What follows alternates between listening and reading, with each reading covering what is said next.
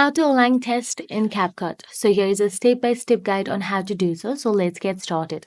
First of all, open the CapCut on your mobile device and make sure that you are signed into your CapCut account.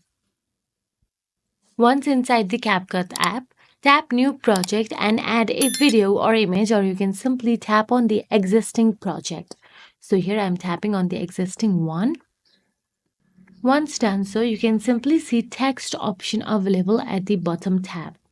Simply tap on the text, then tap on the add text option available at the bottom left corner of your screen, then type your text in the editor. You can also use a different style or different format in order to use the text. Then all you have to do is drag the text box to manually place it top, center or bottom. You can manually align the text on your CapCut. You can keep it anywhere according to your preferences. So that is it. If you found this video helpful, please like, share and subscribe, and thank you so much for watching.